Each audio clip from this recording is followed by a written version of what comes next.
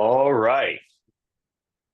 Well, welcome everyone. Thanks so much for joining us. I am very proud and happy to have a couple of amazing colleagues and people I hope to be able to call friends joining us for this session. Before we dive in, just a couple of housekeeping notes for you all. One, and I'm reading off a script here. Uh, we're going to try to take a little bit less than 60 minutes, so we'll try to be efficient with your time. There will be lots of time for Q&A, so please jump in and we'll make sure to address them. Everyone will receive a recording, so anyone that registered, and then feel free to share with others. And then in the bottom corner, you'll see a little box that says Q&A. Please feel free to use that anytime you'd like, and we'll make sure to try to address them. And we'll dive right in. Okay. Really excited for this speaker group, and I'm going to start with a fun joke, which is Courtney is having some challenges logging in and getting here, so she will join us eventually. But what I will say is I'm thrilled to have Laura join me, and I'll let her introduce herself. But today, what I'm most excited about is to have this composition of people who are each part of global organizations who are feeling and experiencing the evolving sustainability landscape in different ways. So for those of you who know me or don't know me, my name is Phil Charm. I'm a co-founder of Clarasight. We've been around about 4 years now and have been running these sessions for the last couple of years. So very excited to join. Laura, would love if you wouldn't mind giving a quick intro of yourself.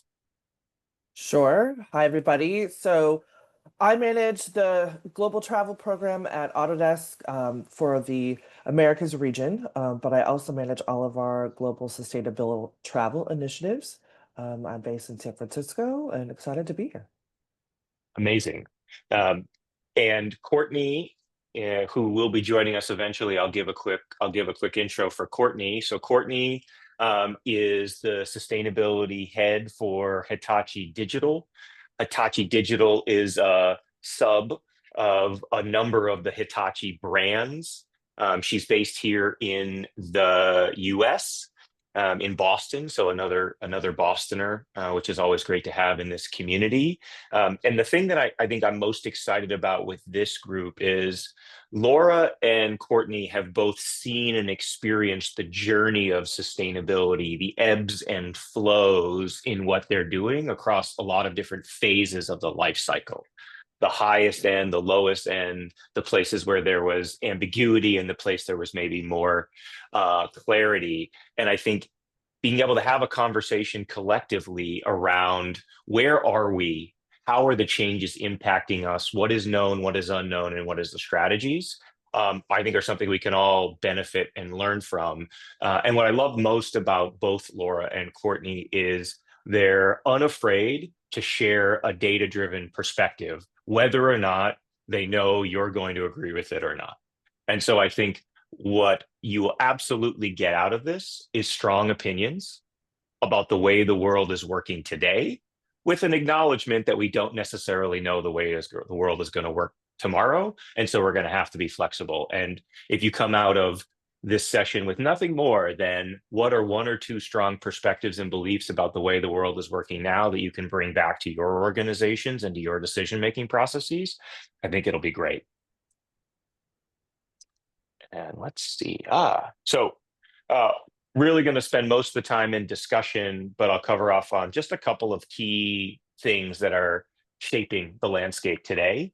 Then we'll focus on the discussion with Laura, and then we'll go into some Q&A. So a quick summary, at least from my perspective, probably none of these things are new to anyone, but it's always good to highlight, which is, my gosh, has there been a lot of change over the last 3 to 6 months in this space. And I think anyone who's been through the last 4 or 5 years, we can probably say that about any given 6-month period in any given year. But the last few months have been particularly filled with change. And so just a couple of things I think that are highlighting the way that all of us need to manage our decision processes and manage our business, right? Which is a shifting US federal policy, right? the evolution of federal policy aligned to state policies, whether you're talking about California, New York, or others, and how does that interact with the changing federal landscape. In Europe, you've got CSRD timelines and the omnibus proposal, which is changing and shifting those priorities. Just today, Switzerland announced that they were delaying some of their implementation to wait for clarity on omnibus. You've got updates in emissions factors and other things, right? Something like ADEFRA just released new emissions factors, which are completely changing the way emissions methods are going to be calculated just in 2025. You've got a renewed focus, and I should say an increased focus on other elements of our business, particularly in travel, right? Safety and the geopolitical risk and a lot of things that have had to take precedence over some of the other priorities that many of us have had day to day. And then finally, the economic uncertainty and pressures, whether that's through tariffs or other things that are happening, right? Just over the weekend, the evolving landscape of Canada versus the US and what that's going to mean for the way we do business. So at the end of the day, change is constant, and particularly what we're facing. And so I think we've got a great opportunity to collectively understand what is that going to mean for our business and how this is going to go forward. So as we go this, I'm going to launch a short, a short poll. And if you have any other interest, we have a white paper that's available that you can all use. So you should see a poll on your screen. Feel free to quickly respond.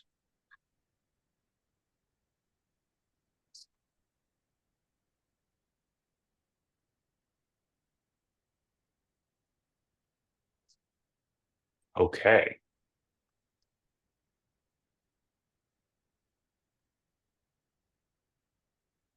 Loving these things.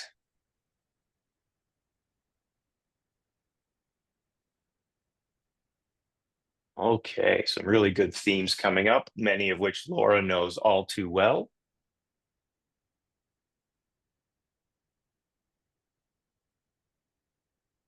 Thank you all for participating. So as we start, Laura, I'd love to ask you, given everything that I just said, how has your sustainability strategy shifted? And I think getting the context of Autodesk, who was very early in the way they've addressed this and very purposeful from a top-down perspective, would be helpful. So like we can really see and understand the difference would be great. Yeah, absolutely. So from a business travel perspective, which I'm responsible for, I partner with our impact and sustainability team, who are responsible for the larger sustainable practices at Autodesk. So, like a whole bunch of other things besides business travel. And so, there are a lot of those factors, I think, that are hitting our business as a whole that our impact team is responsible for. On the business travel side, I think we're looking at, the DEFRA calculations to see if that's going to shift some of the way that we're looking at, auditing and giving our numbers on an annual basis. We just reevaluated our targets, and so those have been reconfirmed. So that's great. So we're still on track for our 2030 initiatives. But I think that as a business, a lot of those things are maybe hitting us, maybe not yet. We're not really sure. Like, are tariffs going to come into play? Are some of those other factors, general apprehension in the world? Is this going to be a focus for, the government? It's still always going to be a focus for Autodesk. And so that isn't something that we are going to change. But I think, how impactful is that going to be in other parts of the world? I think we'll see. I know that you had kind of mentioned that EMEA is, pushing very strong in this space, which is great. And we're kind of focusing at least our business travel efforts on how do we meet some of those initiatives coming out of Europe versus on the US, where we're not really there yet and things are changing. So I think continuing to evolve, and we're trying to be agile. Great. One quick question: as you think about just like the relative priorities within travel, as we look about some of the feedback here, lack of clear ownership and accountability is sort of a big theme. if you were to put the priority list as to where sustainability sat against spend management or traveler Mm. experience or duty of care, has that sequence changed for you between, say, 12 months from today and today, given exactly what you just described? Yes, I think, spend is always going to be kind of the highest factor tied in with the traveler experience. But business travel is a very large part of our business. Right now, it's about 30%. And so it is becoming more and more relevant, I think, to executive leadership on how we facilitate some of the changes to actually look at our emissions reductions because it is such a large part of our business. But I think that we're always trying to push and say how can we get more visibility, and so that's one of our goals is employee engagement and communication, because I think we do a great job as a business from communicating, we want to be a sustainable travel program, we want our employees to travel sustainably, but we're still bridging the gap between that and giving them the goal to say, great, you did a wonderful job, now we're actually like doing our reductions. And so that's, I think, what we're still working towards. Gotcha. And Courtney, welcome. It's so good to have you. I always like to talk about the Zoom challenges we have. I'm going to ask Courtney, you yay! Hi, the thanks same everybody. I'm going to ask you the same question, and maybe you can also give a quick overview of Hitachi Digital as a part of the broader family, which is as you think about the sustainability strategy over the last year, how has it evolved? Because you've taken Hitachi Digital on a very big journey. So really curious sort of where you started and how you see the world today, given everything we're facing. Yeah, sure. Again, thank you so much for having me. Apologize for the issues. So I'm Courtney Hadden. I'm the Sustainability Director at Hitachi Digital. I overview all of ESG for three businesses that are part of the Hitachi Digital family. Hitachi Digital is the digital arm for Hitachi Ltd, which is a Japanese corporation that has 900 subsidiaries. I joined the Hitachi family 2 years ago to build an ESG program for one of the divisions, a company called Hitachi Vantara. Within 3 months, I learned that that company was fracturing into three and that I would actually be leading ESG for three separate companies and building an ESG program from the ground up for all three. I also advise a fourth company, which is part of the Hitachi Digital family as well. So when I joined here, obviously my goals were to build from the ground up. So a bit different from where Laura's wonderful program is. I was trying to get my arms around baseline for these companies. So as we, for instance, look at scope 1, scope 2, and scope 3, we had never done calculations within the three businesses. And so we didn't even know where to start. And within those situations, usually you prioritize scope 1 and scope 2 as your first attempt at GHG baselining. And so within the first year, that was truthfully my focus. Just trying to baseline where we were in scope 1, scope 2, how were we going to divide the facilities? We have 100 global facilities. How are we going to divide those by the three business units?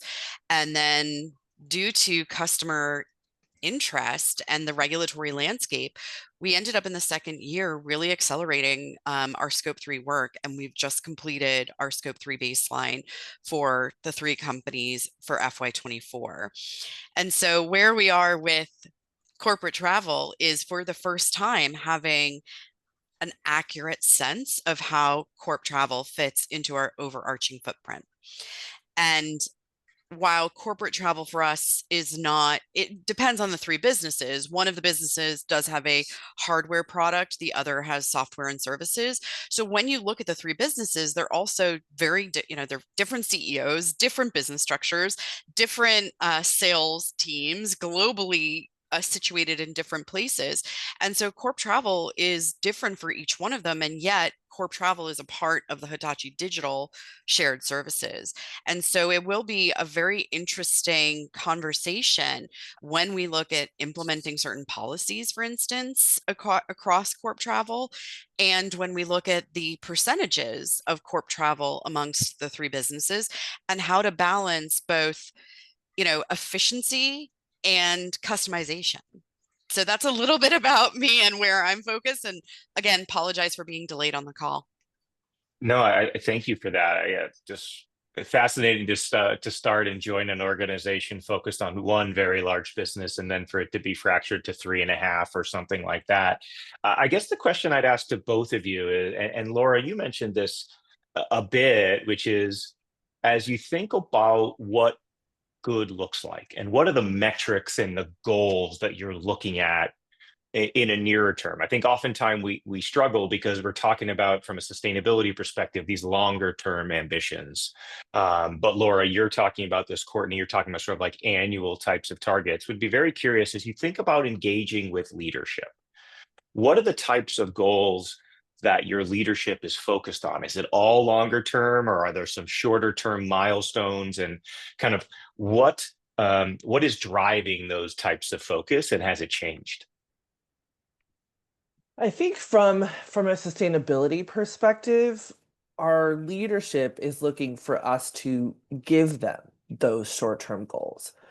We haven't, as a business, provided that yet, and I think that's one of the big initiatives that our team and working with our impact team is pushing out over the next 12 months is we have this, big 2030 goal, which we're on track to hit. Awesome. But in the interim, our travelers don't have individual goals, and we haven't rolled out like division goals and saying, okay, this is where you're at currently in your business travel emissions. This is where we want you to be. This is the variance, or you're doing great, or this team isn't doing great.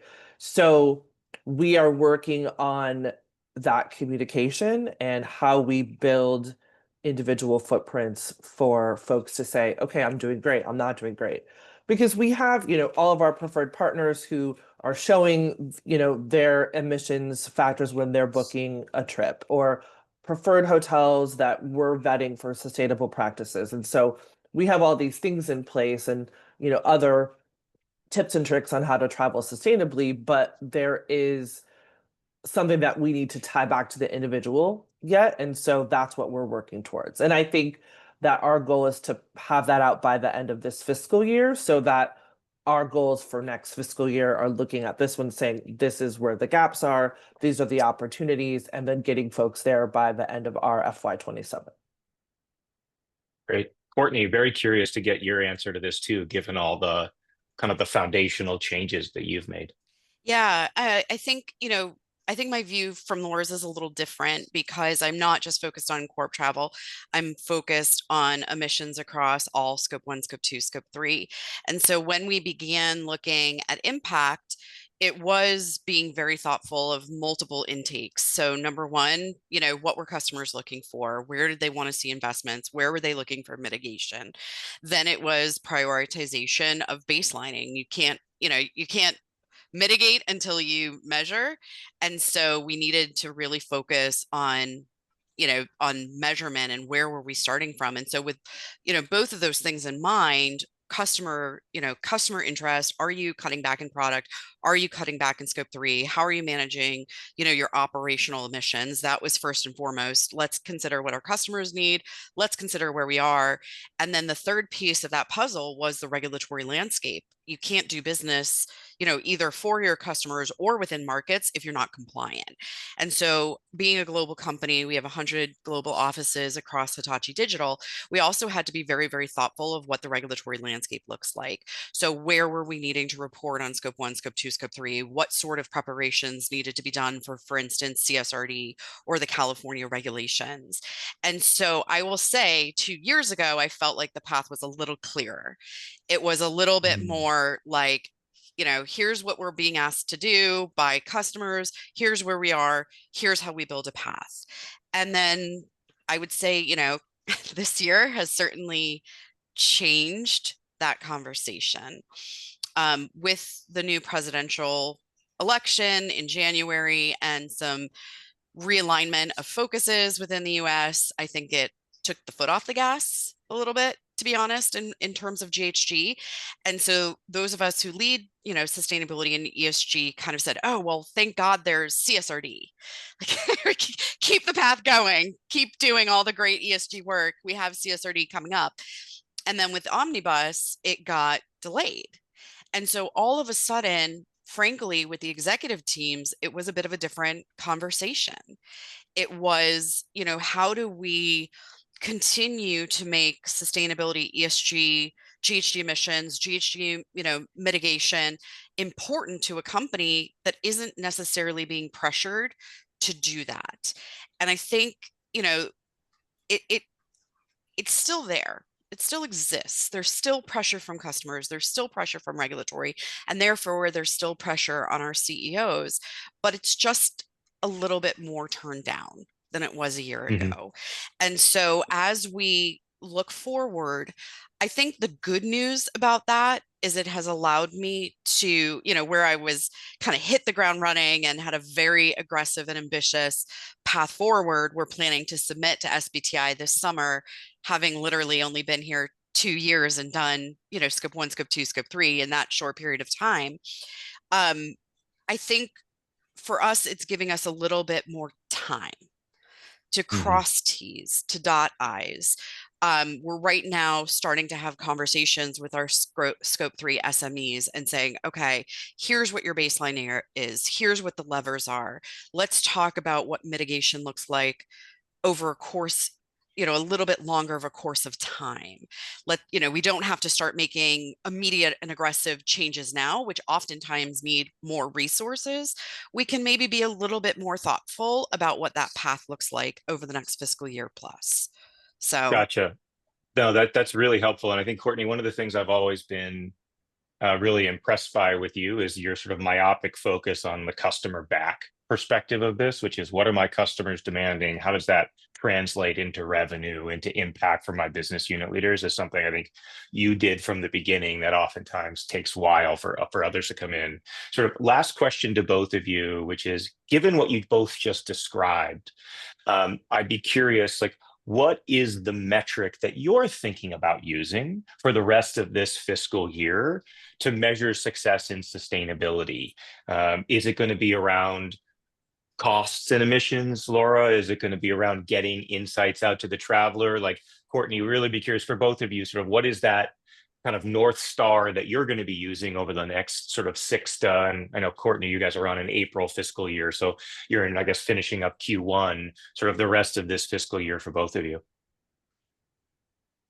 So from my perspective, it's definitely about pushing data out to our business partners. And so really digging into areas of opportunity, letting folks know this is where your emissions were last year. This is where you're tracking year to date. These are the gaps. And in having those kind of initial conversations, people are interested. They're like, okay, wow, I didn't know that we have this kind of data, which is great. And so, in partnership with our impact team, we are looking at how do we continue to evolve that communication. And again, I'm just focusing on scope 3. I know that they have a lot more scope 1 and scope 2 things on their plates, which thankfully I don't have to do. So Courtney, good luck. But it's one of those things that is a lot easier, I think, to say you as the individual are directly impacting the footprint by your travel. Each time you get on an airplane, this is the emissions in that airplane. Could you fly less? Could it be a Zoom call? Could you have fewer team meetings? So I feel like we're looking at all of those factors. And one of the things that I think we're very conscious about is telling folks that it's not that we don't want you to travel. We want you to be smart about the ways that you're traveling and prioritizing things, because again, we want our sales folks to be out there closing business, and face-to-face meetings are definitely a priority at Autodesk. And so we're trying to be mindful on how we can, make both of those work and then still have our reductions. Gotcha. And Courtney, curious to get your answer to that as well. yeah, I mean, I think for where we are, and given the most recent kind of regulatory restrictions, I think for my priority for FY25 is to keep sustainability part of the dialogue.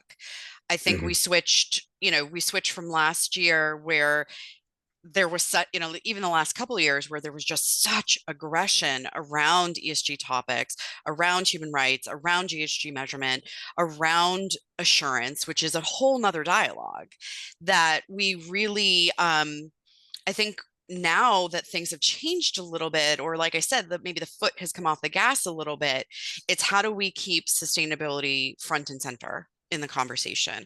And that usually comes down, to how does it help drive revenue? And so I agree with Laura in terms of data. The data will set you free, and that includes customer data. So can we continue to collect information from our customers about the importance of sustainability, GHG mitigation, to their overarching plan, to their decisions around supply chain, to their interest in renewing contracts? And so when we look specifically at corp travel as part of that agenda, I think that, to Laura's point, there is a balance. There is a balance between continuing the concept of continuing to do sales. If, if the goal here is to make money, sales teams will meet in person, they will travel. So how do you keep that in mind? That's reality, while also trying to get teams to be thoughtful about emissions, including corp travel.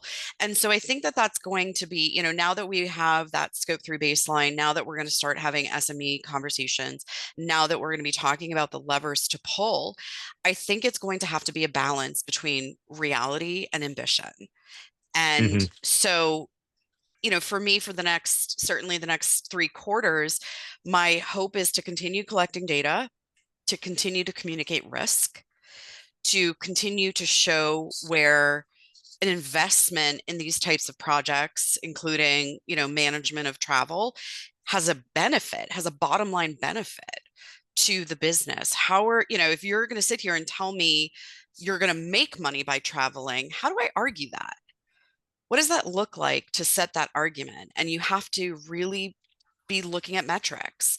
This is how you're going to save money. Or, hey, I get you need to make money by doing these 15 trips. Well, what if we pivot this just a little bit? You can keep making money, but it's going to help us, for shorter distances, take away plane travel, switch to train travel. So we can continue to help you make money, but we can also save the business impact and money by making these small shifts to our plan. So I think it really, I mean, I've always believed my kind of philosophy is mutual benefit. And so you really have to always be thoughtful of that when you lead sustainability and you talk to different departments. It can't just be about what I'm going to get out of it. It has to be thoughtful about what they want to get out, what you need to get out, and how do we meet in the middle. Gotcha. That's really helpful and actually teed up with the next question I was going to ask you, which is, how do you build a compelling business case? And you just talked about mutual benefit. So, and I know you've had to go and do this from the ground up. So, lots of folks, I think, whether you're in travel or whether you're in sustainability or whether you're collaborating, historically have struggled to build compelling business cases because it always feels like it is a one-sided discussion. Don't do this, impact the business. Buy sustainable aviation fuel, continue to spend more money. Like, how have you gone about thinking through building those mutually beneficial business cases, and any example of sort of an example you did, or some guidance you might give to others? Because I know that's something we collectively struggle with a lot. Yeah, I mean, I think I have a unique, I think, angle experience because I've worked in a lot of different areas of the business. I was only working in sustainability for 10 years, but prior to that, I was in, marketing and sales and PR and community partnerships. And so I think the first thing I would say is if you're trying to build mutual benefit, spend time with your leaders, start asking questions. I love the question of, what keeps you up at night? What's the thing on your mind? You need to know where their mind is at in terms of their business priorities to figure out how to find that mutual benefit. And it's going to really differ depending on the department. So if you're talking to marketing, they might say, well, the thing that keeps me up at night is I don't have enough money, but I need to, be closing deals or, helping to move the brand identity forward.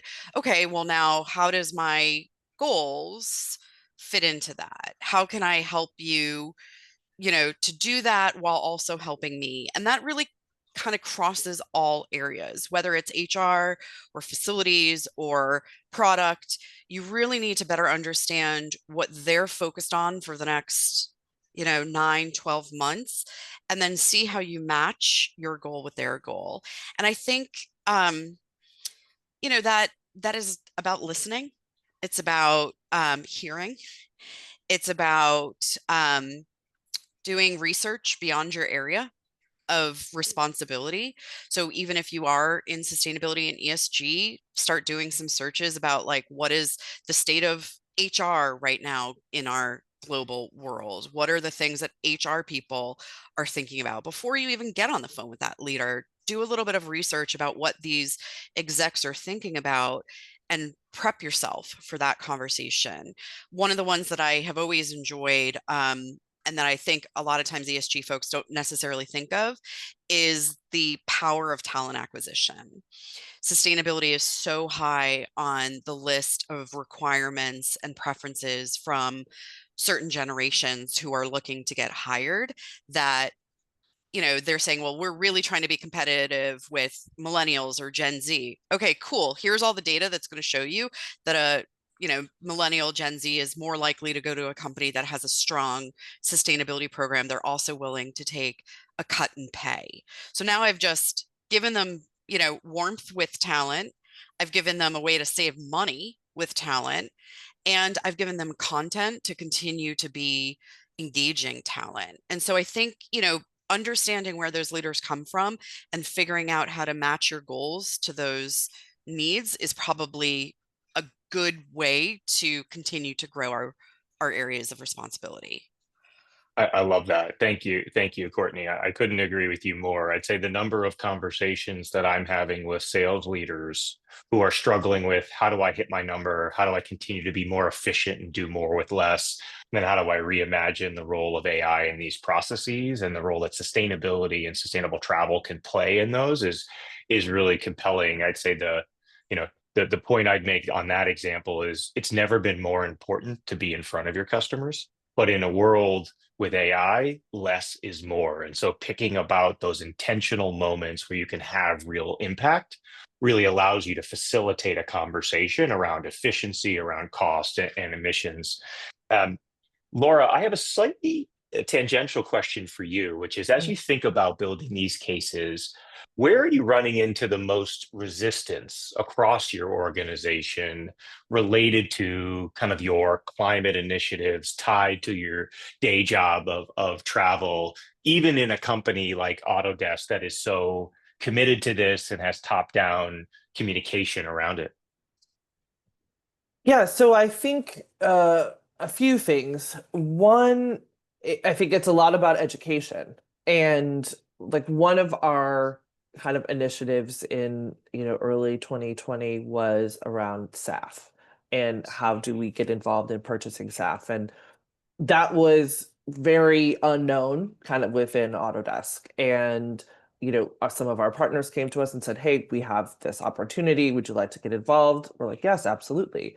But it was more talking to leaders about, hey, this is actually going to impact our bottom line and going into the airplanes that we're flying on. And a lot of their comments were, okay, well, can't we just, buy, some things in a rainforest, or is this really, actually going to help the business? This is really expensive and so on and so forth. So a lot of it, I think, back to what Courtney is saying, is about the data and really showing how that actually is hitting our bottom line. And as a line item to say, this is actually influencing, our business travel initiatives. This is something that we're helping to mitigate by this purchase. And so that is one of the important factors. A lot of it is just teaching and education. And for myself, for our team, for the employees as well. So I think it's very holistic and we're still learning and we're definitely still trying to educate as we continue to push out goals and targets. And a lot of it, I think, is also around our partners and the data that they're able to provide. We're very focused on air travel because that is very cut and dry. Here's the plane you've gotten on, here's the emissions. But there's a lot of, gray area around hotel, for example, where we want to have more sustainable hotel partners. We know that they're doing all these things, but now how do we get the data? And then what do we do with that in terms of pushing out our numbers on an annual impact report? And then ground transportation, which again, there's a lot of information and we get it from some people and we don't get it from others. And so trying to put all of that together to build a better picture of this is how teams are traveling, this is the cost of their travel, but that cost is also including an impact. And how is that benefiting the business or not benefiting the business? And how do we make those kind of small changes that are going to help us in the future? And I mean, we're all still a work in progress. I mean, we definitely don't have it all dialed in. And, Autodesk has been doing this for a long time, way before me. And so I think that is something that continues to be a focus, but our leaders are looking to, the travel team, to the impact team, to employee engagement to say, how do we continue to give employees tools and then actually kind of meet that bottom line? Gotcha. Thank you. So we're going to have a couple of last questions, and then we'll open up to the audience. So if there are people that have questions, please add them. If not, I have a list of questions from folks that sent in, excuse me, in advance. So taking what you both just said, I think if I look at the polls that we ran, there's sort of two things that pop for me, which is one, about half the group is focused on reducing travel related emissions, which is a big jump, right? Actually focusing on reduction is very different than starting to think about data accuracy as an example. And about 25% of this group is doing that. And then on the previous poll, a lot of people were struggling with this idea of cost, business, and emissions, right? So how do I balance those things, which Laura, you were just referring to, and Courtney was at the heart. And so a lot of that, when you bring it all together to how to get the buy-in, sort of hits the finance department and hits the CFO. And Courtney, I know you're smiling because you spend a lot of time with your CFO on this topic. I'd be curious, as both of you think about this, if I'm a CFO or if you're talking to a CFO, like, why should the CFO care about this? And then what's the way to think about specifically to that persona who ultimately, when you're talking about spend and you're talking about policy and you're talking about balancing revenue and risk, a lot of these decisions, the big ones, end up at the office of the CFO. So I'd be curious, sort of, why should the CFO care? And then specifically, as you think about tailoring the message, what works, what doesn't, and how would you guide people on it? And maybe Courtney, I'll start with you. Yeah, sure. So I report into the CFO of Hitachi Digital, and he did not have a background in sustainability before I joined his team. And so it has been an ongoing, weekly conversation between what we're focused on, what I'm trying to achieve, and where there may be sticking points. I think when you are going to sit across from a CFO, you need to have buy-in before you get there. So you need to have some other voices who understand what you're trying to achieve and are aligned. Because when you do sit with a CFO, they're looking at numbers. And so even in an instance where if a sales team is saying, look, we need to do this travel, this is how we're going to close business, your CFO is turning to you and going, so you're telling me you don't want to close business? Okay. Oh, nope, that's not what I'm saying. So you really have to almost have the sales teams at least warmth before you go into that conversation, because their job is, again, to make money and save money. And so I think before you're going to sit with a CFO, you really have to frame it like that. How do I divide between how sustainability, how GHG mitigation is going to make us money? And then how do I also, set the tone for how it's going to save us money? And that needs to be first and foremost in that first conversation. I do believe with every executive, keep it very high level. So this isn't like a 20 slide deck. This is, divide it exactly like that. This is how I'm going to make you money, and this is how I'm going to save you money, and these are the steps that I need to take. I think it is really about customer RFPs. Get really smart about the customer RFPs that are coming in, where customers are asking about sustainability, start talking with the teams who are collecting those RFPs. If you're not a part of it, what questions are you seeing pop the most? What regions are popping the most? Be armed. Be armed enough to walk into a conversation and not just tell the impact story. This is good for the planet. This is good for, the world. This is good for our business. Be able to really talk numbers in whatever way you can. And I think in every conversation that will be helpful to get the support you need. Great. Laura, anything to add to that one? I think for us, sustainability is really ingrained into the culture of Autodesk. And so that is, it's not a battle internally to get people on board with the fact that we are a very sustainable company. And I think a lot of the targets that we have in our impact team, is really focused on this, and this isn't me, but we have intensity targets that are built on, profit and revenue and where our emissions at and how we're, hitting our goals. And so they keep me honest about where we're at. And they're like, okay, we're doing good right now, or we need to do some tweaks and so on and so forth. And so thankfully I don't have to get into that. But I think that our leaders they know that this is a focus. And so as we're, looking to our impact team, I mean, we have our Autodesk Foundation and we have our Carbon Fund and all of these things that are, I guess, not finance related things. Our travel team, we roll up under our HR organization. Our impact team and strategy, they're not also under finance. And so we're not kind of battling against finance, but sometimes I think they're looking at the bottom line differently than we are. And so it's kind of a meeting of the minds to say, where are the priorities? And, sometimes asking for money for sustainable initiatives isn't necessarily going to be met with, yes, take all of it. But I think that there is a appetite internally to ensure that we are building the business the right way.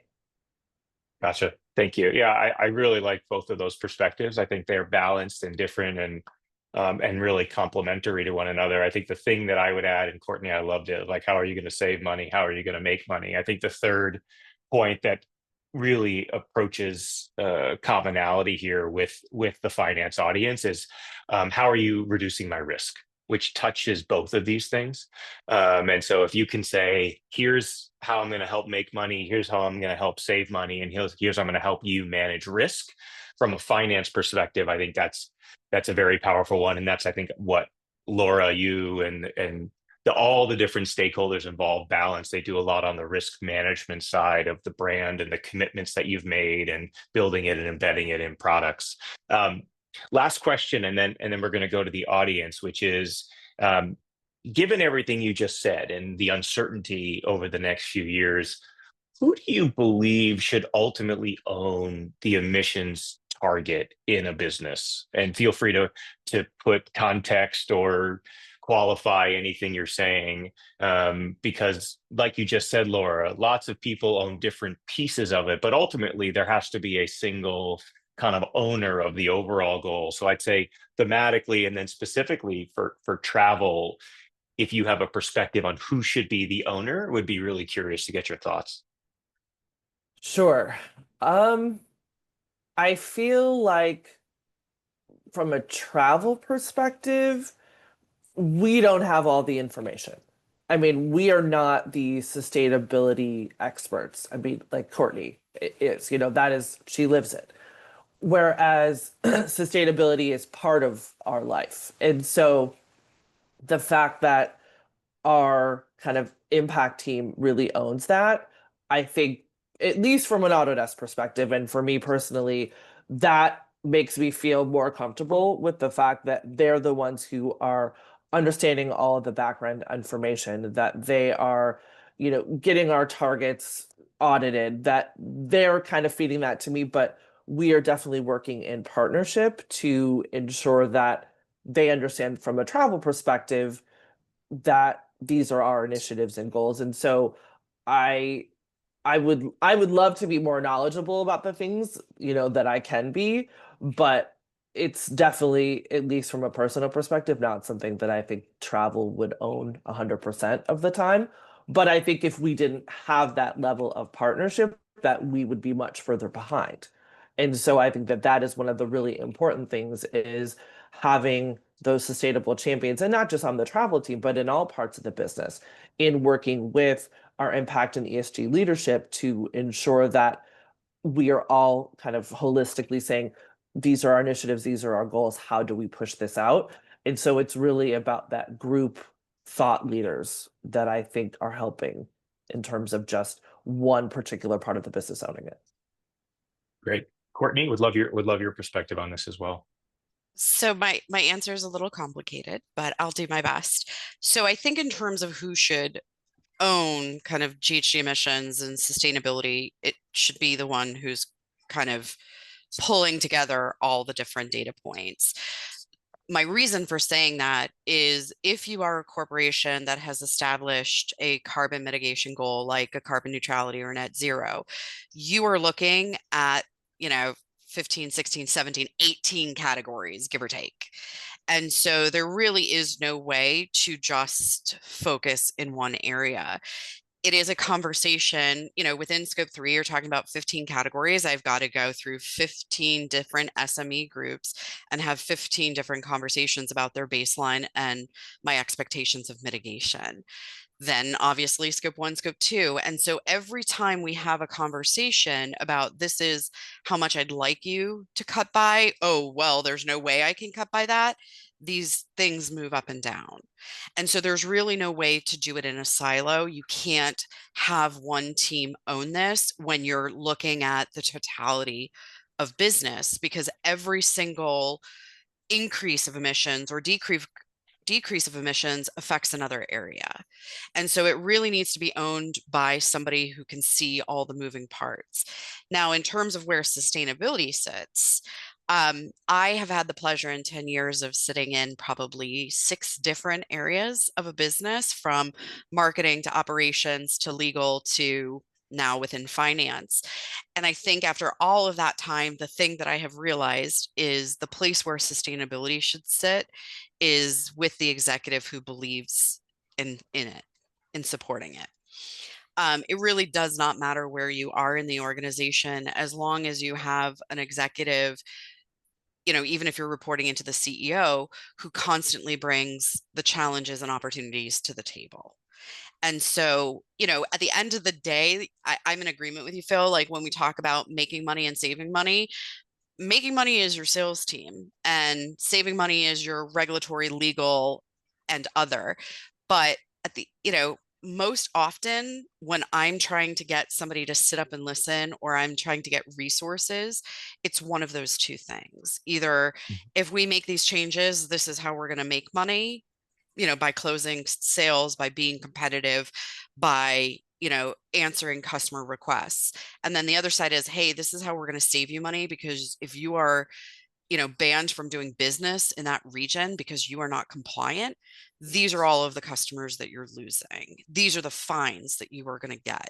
This is the potential risk to being banned from, promoting. And so when you kind of have to look at it and, how do I help them make money, like I said, and how do I help them save money? And I think that's where those partnerships across different areas of the business really matter. And that's why I'm saying you really need, if you are leading sustainability, if you are leading ESG, you really need a few people in your pocket who are joining you in that opportunity of, this is important to our business and here's why. Great. Thank you so much. Really, really helpful. In our last 5 minutes, I'm going to turn a little bit to the audience questions. So the first one is, what is one measurable business outcome that you've observed as a result of one of your sustainability initiatives? As an example, cost savings or revenue generation or risk mitigation. So I don't know if one of you wants to take this one, but would be curious sort of what is one example that you've delivered? I mean, I can start. We had a very within one of the businesses that I help lead sustainability on, we had a very large customer, one of the largest, who had a requirement on a net zero target year. And it was way beyond, having only been developing an ESG program over 2 years, it was way beyond what I was even in my thought process when it came up. But I understood. I understood what revenue was tied to it. It was essential. They required it. The customer required it. And so the great news was, despite the fact that as a sustainability leader, I wasn't yet ready with data to make that commitment, I saw the path and I understood the opportunity. And so it we made the commitment. We did a lot of work, very quickly, and we made the commitment, and we helped. I mean, we were part of the essential team of closing the deal. And I think that, for a new company taking on sustainability in this way bought me some street cred. I mean, it did. To say, wow, this, one of our largest customers is requiring this investment in GHG mitigation, all of a sudden made my pitch a lot more important. And so I'm thankful for that in my recent company. It's been different in different companies, but I would say most of the time it comes down to showcasing how you're making money. Couldn't agree with you more. The quantifying and managing revenue at risk is probably one of the most powerful ROIs that you can build, and the ability to support a sales team or a renewals team in that commitment is a really good way to win. Laura, I'd be curious if you have an answer to that as well. That's awesome, Courtney. I feel like from a business travel perspective, I mean, we are definitely still looking at how do we push out all the correct information and goals to, individuals and parts of the business. I mean, one of the main focuses for us has been prioritizing our sustainable partnerships and, from our supplier perspective. So looking at people who could give us the right data, looking at, airlines, hotels, ground transportation, prioritizing green vehicles and looking at, sustainable hotel chains and, purchasing staff. So all of those things that are kind of things that we can do from a business travel side that is visible to the employee. I think that now we're looking to say, okay, we've given you all this information. Now, what does it mean? And that is still a work in progress.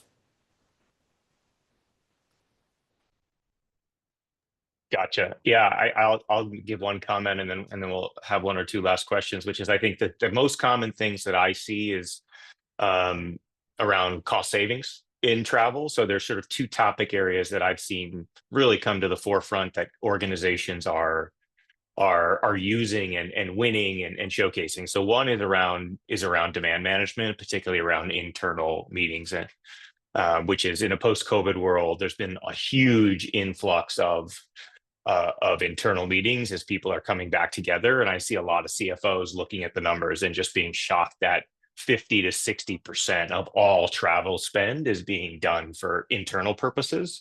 And so using sustainability as a mechanism to really help focus travel on the things that people believe are going to really move the needle towards the business goals is one. So we've seen a bunch of companies really be successful by reducing internal travel by between a third and a half, depending.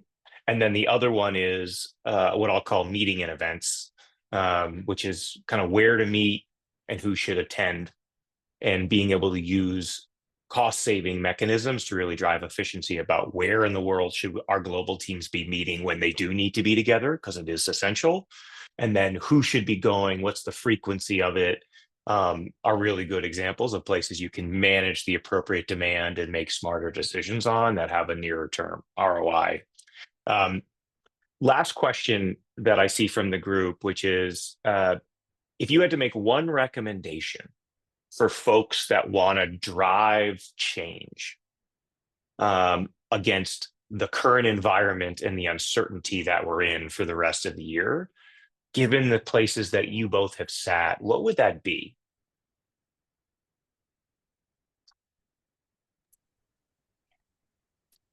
I think for me, and I think Courtney had kind of touched on this, it's finding that executive leadership or that executive to buy into what you want to do. And that's not an easy feat, but until you have that level of acceptance and buy-in at the top, it's going to be really hard to push up from the bottom. And so whether it's CFO, whether it's impact leader, whether it's sales leader, whoever that is, how do you find that person to help to make that change or to continue that change and help with communication, and whether it's, cost savings or, all of those things. I think that without that executive buy-in, you're not going to be able to move the needle. So who can you talk to? How can you present this? How can this get started? That's probably, at least from my perspective, going to be the most important thing to continue the conversation. I would say from my perspective, I mean, very similar and probably a little redundant, but I would say for the next, for the next year or so, really focus on those two teams, sales and legal. Really get to know what that landscape looks like as it relates to sustainability. What are customers wanting and asking of sustainability within your organization? What are they prioritizing? And then from a regulatory landscape, where's the risk? Really spending some time and understanding those two areas, I think, is how we move the needle over the next year, because we need to be armed. We need to continue. I mean, we always need to continue to bring this topic up, but we need to put it in a context of the world right now. And with tariffs and with, regulations changing, I think we really need to understand that sustainability may be coming down a little bit in prioritization. And so maybe now is not the time to keep saying we have to do. This year might be about, us understanding the landscape enough so when the time comes, we can hit it. And so it might be, again, like not the foot off the gas and not the foot down on the gas, but maybe a nice cruise level.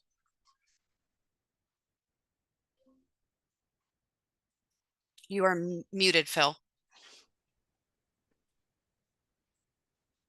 Trying to be quiet and screwing it up as we close. Well, I'll say thank you to everyone for joining. Thank you to Laura. Thank you to Courtney for participating. We really appreciate the engagement and the feedback, and we look forward to seeing you in our next set of conversations over the rest of the summer. If you have any follow-up questions, please reach out. If not, have a wonderful 4th of July if you're celebrating in the US. If not, a healthy and happy first week of July, and we'll talk to everyone soon. Have a great rest of your